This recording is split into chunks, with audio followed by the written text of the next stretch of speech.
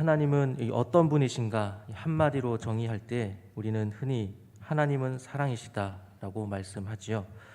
요한일서 4장 8절의 말씀입니다. 이 말씀대로 하나님께서는 우리를 지극히 사랑하셨습니다. 인간의 죄가 하나님의 복을 잃게 만들고 또 저주 가운데서 살다가 죽게 되는 멸망의 길로 가게 만들었습니다. 하지만 이 사랑의 하나님께서는 예수 그리스도를 이 땅에 보내주셔서 우리의 모든 죄를 짊어지시게 하셨습니다. 사도 바울은 로마서 5장 8절에서 이렇게 말합니다.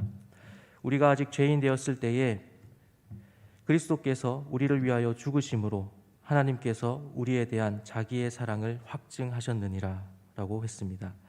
그런데 우리의 죄를 위하여서 십자가에 달려 죽으신 예수님은 사흘 만에 하나님 아버지의 크신 능력으로 다시 부활하셨습니다. 예수님의 부활은 이미 성경에 예언되어 있는 것이기도 했습니다. 이 본문의 앞부분인 이 고린도전서 15장 3절과 4절에 성경대로 그리스도께서 우리 죄를 위하여 죽으시고 장사 지낸 바 되셨다가 성경대로 사흘 만에 다시 살아나셨다라고 말씀하고 있습니다. 오늘은 부활하신 예수님을 통하여서 기억해야 할 것들을 함께 나눠보도록 하겠습니다. 첫째는 이 기독교는 부활의 종교라는 것입니다. 이 초대교회 성도들은 이 히브리 전통에 따라서 엄격하게 이 토요일 안식일로 지켰습니다. 그러나 예수님이 부활하신 그 날을 기념하기 위하여서 이 일요일을 주의 날로 부르고 함께 모여 예배드리는 그러한 일들을 하게 됩니다. 그러던 중에 이 안식일의 규례를 깨고 이 주일을 지키게 되었습니다. 이것을 통하여서 알 수 있는 것은 우리 기독교는 이 부활 사건으로부터 시작이 되었다라는 것입니다. 부활이 우리 그리스도인들에게 있어서는 얼마나 중요한 것인지를 알 수 있는 것이지요. 14절에서 그리스도께서 만일 다시 살아나지 못하셨으면 우리가 전파하는 것도 헛것이요 또 너희 믿음도 헛것이며 라고 말씀합니다. 예수 그리스도의 부활이 없었다면 우리의 믿음도 전하는 복음도 다 헛것이 되는 것입니다. 그러나 부활은 성경에서 증거하는 분명한 사실임을 우리는 믿고 있습니다. 두 번째는 부활은 모든 가치와 의미의 기준이 된다라는 사실입니다. 부활을 믿는가 또 믿지 않는가 이 두 가지에 따라서 어느 것을 선택하느냐에 따라서 우리가 살아가는 기준이 달라지게 됩니다. 이 초대교회 성도들은 예수님의 부활을 눈으로 보았고 또 부활의 확신을 가지고 있었기 때문에 주님 앞에 내가 어떻게 다시 서게 될 것인가 이것이 가장 중요한 어떤 관심사였습니다. 그리고 부활을 믿었기 때문에 담대히 복음을 전하고 또 담대히 죽음도 받아들였습니다. 그러나 이 부활을 믿지 않는 사람들에게는 오직 자기의 영광과 이 땅에서 일만이 자기의 고민이고 또 생각하는 모든 것이 되는 것이죠. 그래서 이 부활을 믿는가와 또 믿지 않는가 이 두 가지는 삶의 방향을 결정하는 질문이 되는 것입니다. 오늘 본문에서 사도 바울은 부활을 믿지 않는 자들을 책망하면서 이렇게 말합니다. 만일 죽은 자의 부활이 없다라고 한다면 그리스도께서 다시 살지 못하였을 것이고 우리가 전파하는 것도 헛것이고 믿음도 헛것이며 우리 모두가 다 거짓 증인이 된다라고 말합니다.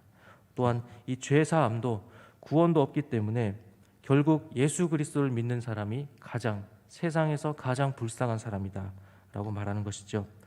하지만 예수님께서는 분명히 부활하셨습니다. 사도 바울은 예수님의 부활을 목격한 자들에 대해서 자세하게 말해주고 있습니다. 고린도전서 15장 5절과 8절에서 예수님을 만난 자들을 기록해주고 있습니다. 5절부터 8절에 제가 읽어드리겠습니다.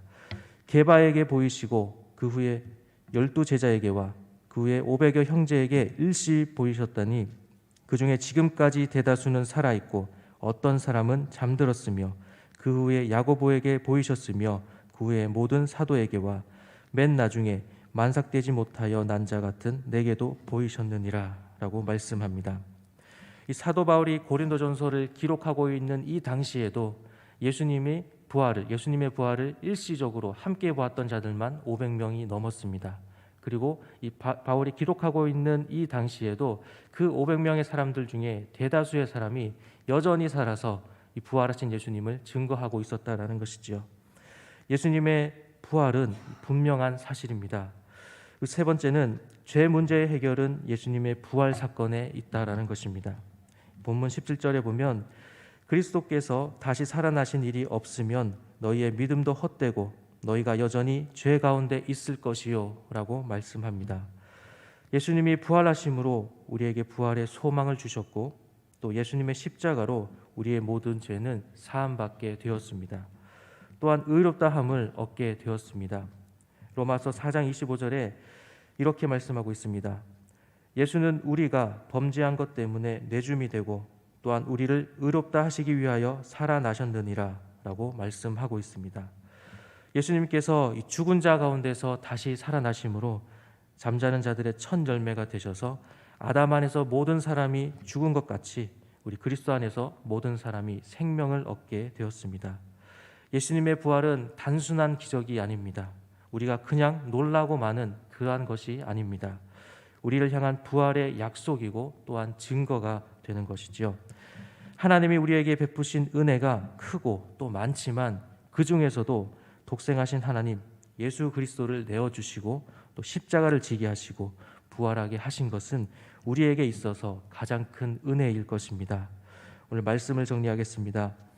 우리는 예수 그리스도를 믿음으로 고백하는 사람들입니다. 예수님을 믿는 것은 그리스도께서 지신 십자가와 부활을 기억하며 믿는 것입니다. 우리의 죄를 대속하기 위하여서 십자가를 지시고 또 우리가 의롭다 하심을 얻게 하기 위하여서 하기 위해서 부활하신 것을 믿는 것입니다.